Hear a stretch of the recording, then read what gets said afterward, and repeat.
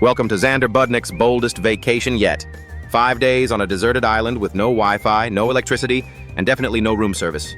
It's just him, a pile of coconuts, and an all-you-can-suffer buffet of mosquitoes, sunburn, and regret. Forget luxury resorts. This is 5 days of pure what-was-I-thinking energy. Will Xander survive, or end up best friends with a crab named Larry? The story begins with a lone figure drifting ashore. Less action hero, more confused sardine. That's our guy. Once he dreamed of selling everything to explore the world, but the world replied, "Good luck with that." After life drop-kicked his wallet, he set out to prove he could live anywhere, preferably far from debt collectors.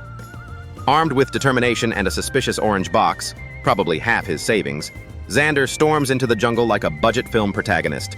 No stunt doubles, no snacks, no plan. The island has everything except comfort: bugs, heat, and coconuts. And endless coconuts. He climbs a palm tree with Olympic enthusiasm, shaking them loose like nature's piñatas. One sip of that sweet water and life feels perfect, until he realizes it's also dinner.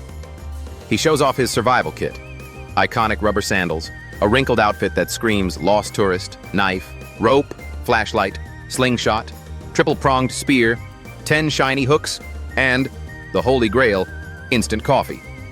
Forget gold. Caffeine keeps civilization alive.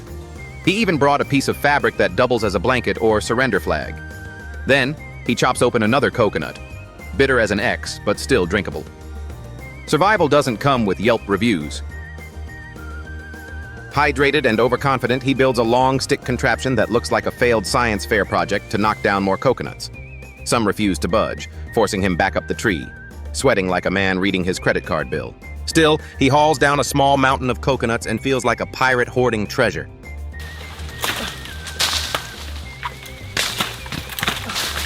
Exhausted but triumphant, he staggers back under the shade with his loot. On the way, he finds a piece of driftwood. Could be trash, could be tomorrow's table. Then he dives into the ocean for a free spa session, complete with salt scrub and panic. Just when he thinks nature's done toying with him, a toothbrush washes ashore. A divine message. Even castaways deserve fresh breath. Revived and minty, he returns to work. More coconuts, more chopping, more hydration. Once fueled, it's time for shelter. Palm leaves become beams and shingles as he channels his inner HGTV host on Extreme Home Makeover, Jungle Edition. Along the way, he meets a hermit crab, exchanges awkward eye contact, and lets it go. Proof he's a gentle soul or just bored. He scouts a breezy new site for what he proudly calls the long-term resort plan. His shirt off, sleeves rolled, he sweeps the ground with a broom made of branches. Martha Stewart would call it rustic minimalism. He gathers a heap of dry leaves, gulps a coconut like an energy drink, and starts crafting his centerpiece, the jungle bed. As the sunset bleeds across the sky, he takes one last ocean bath. Free, refreshing, slightly terrifying. Back at camp, he assembles his masterpiece. 4 logs for the frame, a mound of leaves for the mattress. He stomps it flat like he's auditioning for Dancing with the Stars, Survival Edition. To upgrade comfort, he adds split palm leaves, all natural, hypoallergenic, and mosquito certified. Dinner, coconut. Dessert, still coconut. His dietitian would call it a cry for protein. Yet, he's thriving, sort of. He jokes about upping his intake to 20 coconuts a day, because nothing says wellness like mild potassium poisoning. Finally, he ties everything together with a rope found on shore, completing the IKEA bed, Island Edition. Lying back, he sighs. It's like a 5-star hotel, minus the air conditioning, Wi-Fi, and actual stars. He grabs a giant coconut, the kind that needs its own zip code, cracks it open, and scoops the soft white meat like it's a gluten-free cake baked by Mother Nature. The first bite tastes like victory. The second, like he just bit into his life choices. Right now, oh my God, I'm just going through these coconuts like crazy. Re-energized, he piles on more palm leaves, tying them tight with rope like a man who's seen one too many DIY videos. Within minutes, his bed boasts 4 layers of premium jungle memory foam. Before calling it a night, he chops extra coconuts for breakfast, meal prepping like a suburban dad lost in the tropics. Unfortunately, those same coconuts turn into a midnight buffet for hermit crabs who crash the party uninvited. Whether they climbed onto his bed for a late-night cuddle remains unknown, but somehow, Xander sleeps peacefully. No ant attacks, no crustacean spooning. At sunrise, he wakes to find chaos. The coconuts raided, ants partying like it's spring break. Coconut flesh? Gone. Dignity? also gone. Parched, Xander downs a full coconut like it's his first drink after college finals. Then he pours precious instant coffee into another shell, stirs, and takes a slow sip of his coconut cappuccino. It's hipster, it's tragic, it's survival. The breeze hums, the waves sigh, and for a brief, caffeinated moment, he's thriving, or at least pretending to. With the sun finally kind, Xander stares up at coconuts hanging high like they're mocking him. Determined, he crafts a climbing rope contraption that looks part gym equipment, part bad idea. For 10 seconds it works, until gravity reminds him who's boss. His legs burn, his back protests, and the tree wins round one. It's gonna tear at my feet. The thing is too, in a real survival situation, you could cut down these trees. Plan B. Wrap the rope around himself for balance. It helps, until it doesn't. His spine taps out, so he switches tactics, grabs his bamboo pole, aka the coconut staff of destiny. He swings and pokes like a man dueling invisible enemies. Finally, one coconut drops. Success. Unfortunately, most still cling to the tree, laughing silently. Xander moves to shorter palms, swatting coconuts like he's auditioning for Fruit Ninja Wilderness Edition. His goal? 30 coconuts before sundown, basically the island's GDP. Some are empty, some bone dry, as if the trees themselves forgot how to coconut. Every cracked shell feels like a personal insult. Refusing to surrender, he keeps poking away until the pole nearly smacks him in the face. Lesson learned, coconut harvesting isn't OSHA approved. Still, persistence pays off. One finally holds water. He drinks like a pilgrim discovering Gatorade. Then, a miracle. A plastic bottle washes up on shore, shiny as treasure. Finally, something useful that's not a coconut. He proudly claims it for water storage, because in the survival economy, hydration is Bitcoin. Re-energized, he swings his pole like a wizard casting rain of coconuts.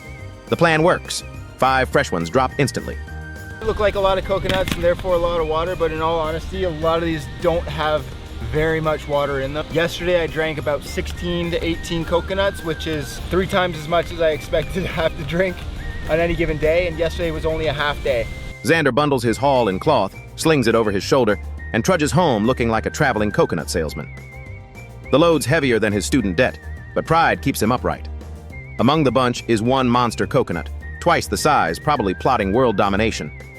With his reserves secured, he rewards himself the only way he knows how, sprinting into the ocean and collapsing like a man being baptized by regret. The cold water shocks him back to factory settings, washing away stress, grime, and hope all at once. Back on shore, he finds 2 long sticks and binds them into one epic spear, the Super Choco Nut 3000. First jab, a coconut drops instantly. Victory never tasted so hydrating. He retreats to the shade, downs the juice in one gulp, and sighs like a man who just discovered purpose. The leftover coconuts roll away, attracting an army of hermit crabs. Within minutes, the ground's alive with shells and claws. Congratulations, Xander. You've officially opened Crabfest 2025, and you're the main sponsor. After counting his stash, Xander realizes he's gathered 60 coconuts, officially the Jeff Bezos of tropical fruit. Finally, food and water for days. Feeling like a man who just won Survivor, he collapses onto his leaf bed and knocks out instantly, dreaming of anything that isn't coconut-flavored. He wakes up chewing coconut meat, nature's energy bar, and instantly feels like a fitness influencer who hasn't showered in days. Then he makes a fancy coffee. Instant powder dumped into a coconut shell. Shake, sip, repeat. Coconut cold brew, baby. Caffeine hits harder than reality, and suddenly, life doesn't seem so bad. Recharged, he strolls down to the beach, a landfill disguised as paradise. Plastic bottles sparkle in the sun like civilization's apology gift. He picks the clean ones, some still half full, and cuts them in half to create 8 DIY cups. A survival hack or just a desperate arts and crafts session? Both. He fills them with seawater, buries them in the sand, and covers each with the bottle tops to trap condensation. The plan? Let the sun cook out the salt and collect pure water. It's basically Bill Nye, Castaway Edition. Science is fun, until you realize it's also slow.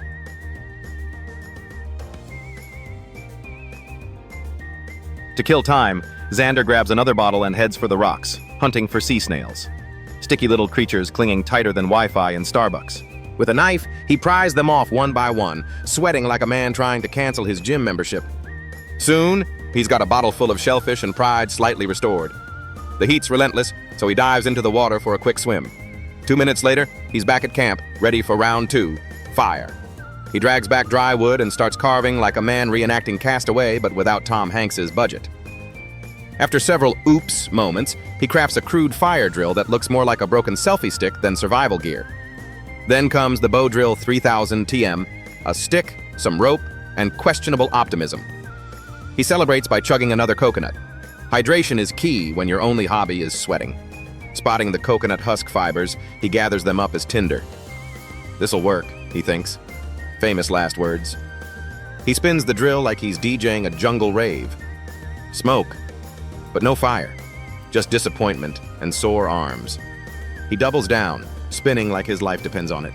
Finally, a spark. Tiny, precious, and fragile, like his sanity.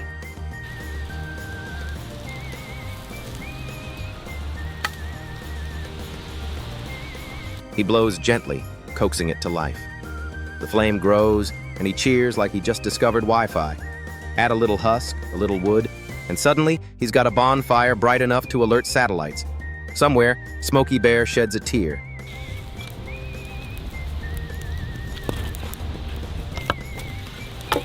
That's a good feeling. Woo! Next, he cracks open his biggest coconut. Water sprays everywhere, instantly proving that coconut harvesting is a contact sport. Still, the smell's heavenly. Down at the beach, he drinks and swims at once, a multitasking king. The combo of sun, salt, and self-delusion feels like a spa day sponsored by chaos. When he checks his water filters later, a few sweet droplets glisten inside. He grins like he's just discovered the meaning of life, or at least hydration. He downs every drop, barely a sip, but enough to feel like Einstein in flip-flops. As night falls, he meditates by the fire, part monk, part maniac. That's answers. Wholly dehydrated. Dinner time. He tosses the snails straight into the flames. They sizzle, pop, and smell shockingly edible. He cracks them open, savoring each bite like victory, or maybe desperation. Salty, smoky, and weirdly delicious, the meal tastes like survival itself. For one night, Xander Budnick reigns supreme, king of the island, lord of the coconuts, and proud founder of Crabfest Catering Co. By midnight, his stomach was emptier than a college kid's fridge before payday. So, flashlight in hand, he wobbled back toward the beach like a hungry detective on a seafood case. Luck finally clocked in for work. 10 more snails. Jackpot. Back at camp, the sound of them sizzling over the fire was pure ASMR for starving souls. When they were done, he inhaled them with the grace of a vacuum cleaner in survival mode, then popped open a coconut to wash it down. One heroic gulp later, he looked like a tropical Tarzan, shirtless, greasy, and slightly proud of his questionable life choices. Full and semi-conscious, he collapsed onto his bed, which consisted mostly of leaves and blind optimism. At sunrise, he sprang up, ready to conquer the day or at least caffeinate through it. First order of business? Chop down 5 coconuts for breakfast. Nothing says balanced diet like drinking tree juice and pretending it's a smoothie. Then came his sacred morning ritual, a cup of instant coffee brewed with equal parts dirt and determination. Sitting there, he sipped like a philosopher on spring break, gazing at the ocean while realizing he had only 35 coconuts left. At this rate, he'd run out faster than Starbucks runs out of oat milk. Breakfast was, once again, coconut. Chewy, bland, and emotionally draining. After 3 bites, he hit the kind of food boredom usually reserved for airplane meals. Time to shake things up. He scavenged a piece of plastic pipe, tied on a fishing line and hook, and declared it his pro-grade fishing rod. NASA would have been proud. Then he promptly slipped on a rock and shattered it. The rod, not his dignity, that was already in critical condition. But he wasn't quitting. Using snail meat as bait, he cast his line again, whispering sweet nothings to Poseidon. Moments later, the line twitched. Something bit. He reeled in his first fish, small, wiggly, and radiating disappointment. Still, victory is victory. The next cast brought in a bigger one with fins sharp enough to make a sushi chef nervous. A quick thwack with a stick and dinner was sorted. Oh, you know what? This might be a trigger fish because it's got the little trigger right here. Wow, weird. Human-like mouth. He's got like teeth too. Cool, that's a good amount of food. Greedy for more, he threw the line once again and pulled out a third, shiny, wide-mouthed, and oddly judgmental. The holy trinity of seafood, On the rocks, he gutted them like a Food Network star with commitment issues. Gordon Ramsay would be screaming in 3 different languages right now, he muttered proudly. He wrapped the fish in big leaves, tied them tight, and roasted them over the fire. Within minutes, the smell turned his campsite into the best restaurant no one would ever visit. The fish was crispy, juicy, and seasoned with tears of triumph. He ate until blissfully full, chugged a few coconuts for dessert, hydration and regret in one bottle, then took a swim, or as he called it, extreme laundry. Floating there, he looked like a man who had officially become one with the snack chain. When he got back, the sun was punishing, so he crafted a sun hat from coconut leaves. It looked halfway between a soldier's helmet and a kindergarten art project, but it worked. Feeling fashionable, he grabbed a stick and resumed the daily coconut hunt. Then karma struck.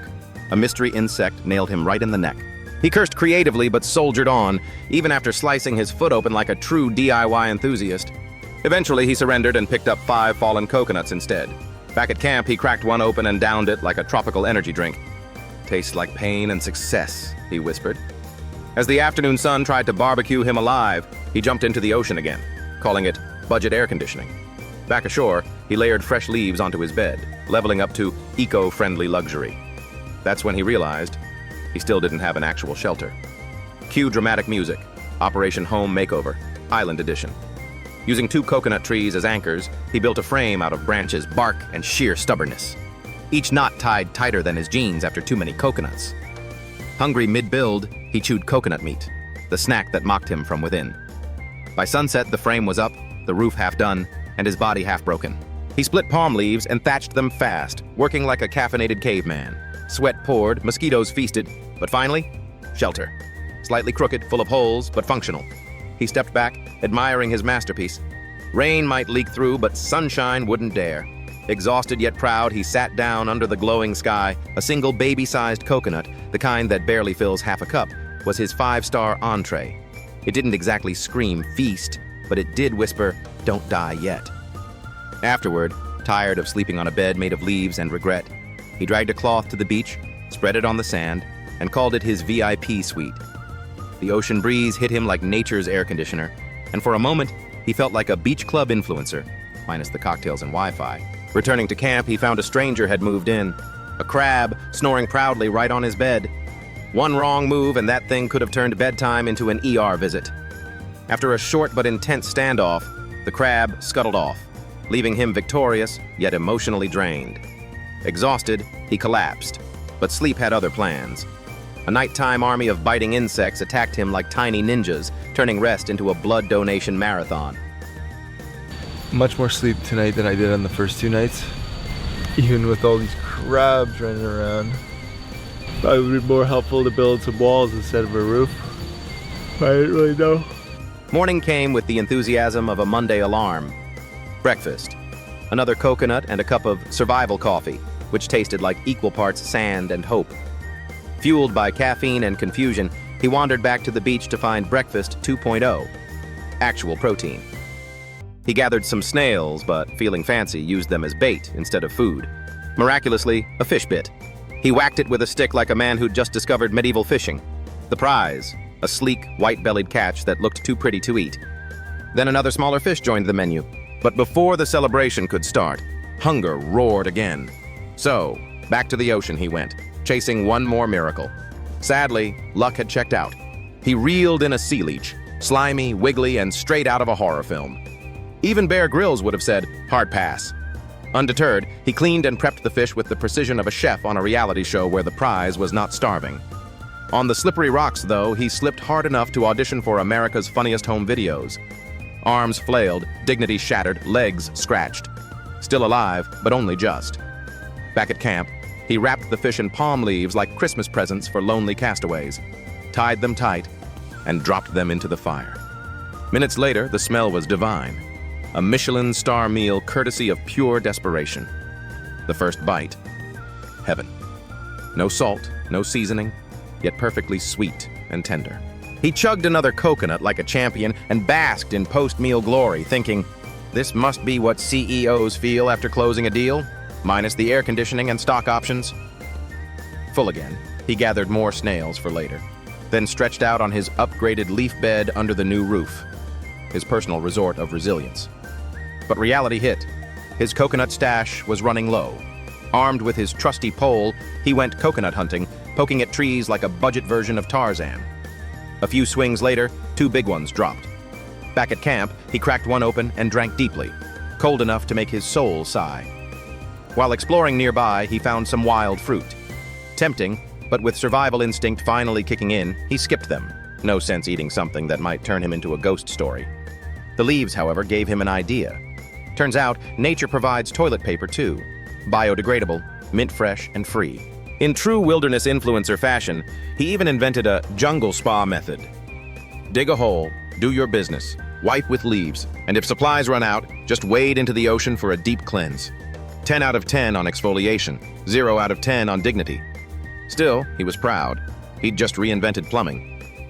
Back at camp, the bottles he'd buried for filtering water were now magically full. He drank every drop like a frat boy at a tailgate, not wasting a single ounce. Another crab had stolen his bed.